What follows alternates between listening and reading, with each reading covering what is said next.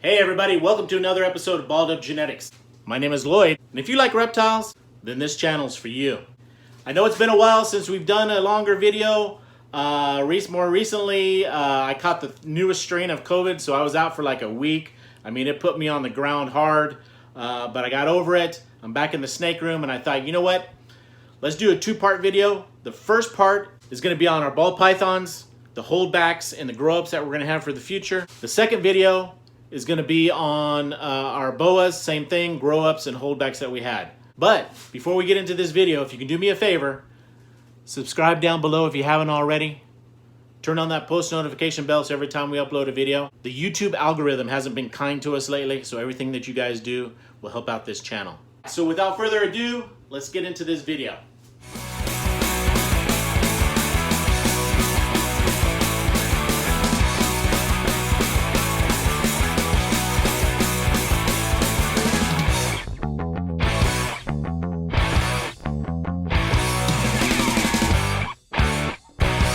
First one on the list, this is one of our Dreamicles.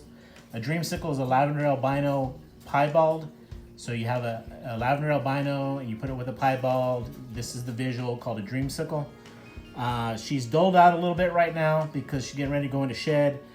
And of course the camera kind of washes out the coloration, but this color, the color right in here goes from this nice light orange to this almost burnt orange right here, and unfortunately, like I said, the camera is not really going to show it too well. But we're keeping this one back to put into our breeding program so I can put it with other piebalds that are het lavender albino and lavender albinos that are het piebald, because it'll give us a better percentage of visuals when you breed a visual to one of these hets instead of het to het. She did come from a het to het. Was actually two piebalds that were both het lavender albino, and she came out of one of the eggs. So this is one of them that we're gonna keep here, raise up, and put back into our breeding program. All right, everybody, staying with the pied theme, the next one up is our Mojave pied het lavender albino. I like the high white pied on this one. I liked also too his markings. You know, it has this mustard yellow with this outline of black around him.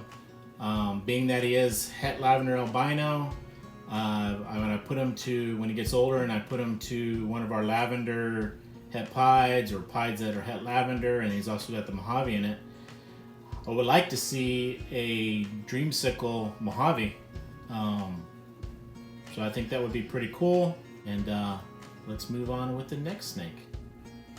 All right, so our next holdback is our Super Pastel Inchy Het Desert Ghost. But what's interesting with this is how light this guy is for a het. I know it's not a visual desert ghost because the mom didn't have any desert ghost in her. But we're holding this one back because he is a little unusual with his coloration. And also to go in with our desert ghost projects. And again, like I said, the lighting, you know, kind of flushes them out a little bit, makes them a little bit lighter than what they look. This guy may also have cryptic in it. So that's also why we're holding it back. You know, that thick eye band right there. So he may be cryptic. So I can't wait to grow this one up and put it into our desert ghost projects. All right, so this one, I mean, just look at the pattern on this thing. This is an outstanding snake. Now I'm gonna let you know, an orange dream fire bee. So it does have spider in it. And I know a lot of people have problems with spider. I know the neurological issues. Of the few spiders that I have in my collection, the gene that's running around in some of them, there's very slight to no wobble at all. I'm not gonna breed something that's gonna have a lot of problems, but spider does make really nice patterns in these snakes. And I mean, just look at this guy. I mean, I know again it's washing it out, but the orange dream is bringing that orangish yellow off to the sides of that very bold striping that's there. The fire is lighting everything up. This is going to make an outstanding snake when it starts getting a little bit older, and we can put it into projects. And I don't know if you can see that, but He's getting ready to attack you guys. But those bluish gray eyes, they're on this guy. This is a very nice snake, and that's why we're holding it back.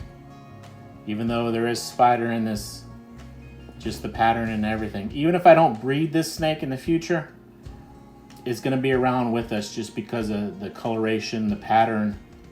As you can see, look, there's nothing wrong with this snake. Not at all. So again, an Orange Dream Fire Bee. And I do have another one that I will be putting up for sale because I don't need two. But this one is going to be staying with us. So for our next snake is one of our white snakes. Everybody loves a white snake, especially if it has blue eyes. This is called a blue eye leucistic. You also have white snakes with black eyes. This is a cross between a Mojave and a lesser. In my opinion, Mojaves and lessers give a better white snake. When you do Mojave to Mojave or lesser to lesser, which will also give you white snakes, sometimes there's coloration or pattern that come off of them. But when you do Mojave to a lesser, you get predominantly a solid white snake. I'm always going to produce white snakes. They're very popular. They're really cool looking. We're going to keep this one in the collection and have it so as it gets older it can go into the breeding program too. Look at that blue eye. All right, so for the next snake I wanted to show one of our ghosts or hypos. This is a chocolate hypo. I really like how hypo really kind of gives this frosty or smoky look to the snakes. We don't have a lot of chocolate in our collection either, so it's nice to have that in. What I really want to do is, when this snake gets old enough, is put it in with our banana ghost, so we can have chocolate banana hypos or ghosts. I think that would be a really cool combination. But I just like the little, like the silver hue that it has to it, the markings. She's a really nice looking snake. Again, it's kind of fading it out a little bit more than when when you're not on camera. See if she get her.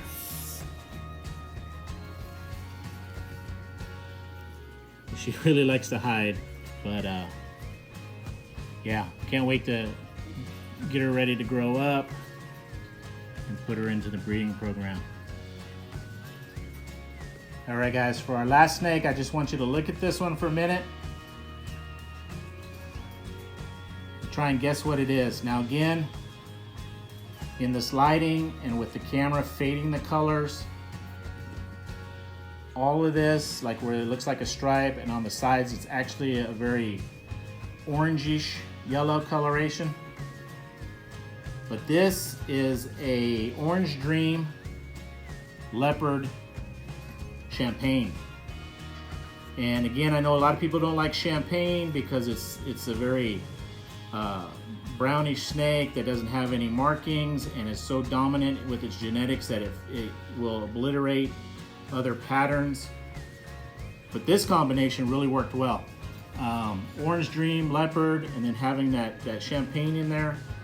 You can kind of see a little bit of a ringer at the bottom because of being champagne.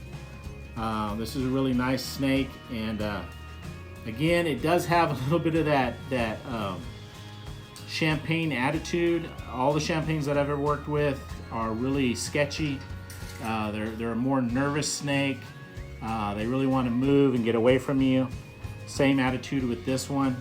I wish the camera was doing it justice with the colors, because that's what really drew me to it when I saw it at first, were the very orangish hues to this snake.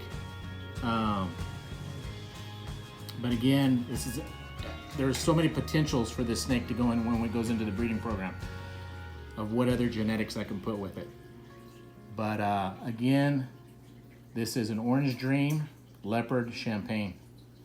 All right, everybody, so that's it for this video. I hope you enjoyed it. If you did so, please leave a comment down below. Give us a thumbs up. And again, don't forget to subscribe to this channel if you haven't already. Also, turn on that post notification bell.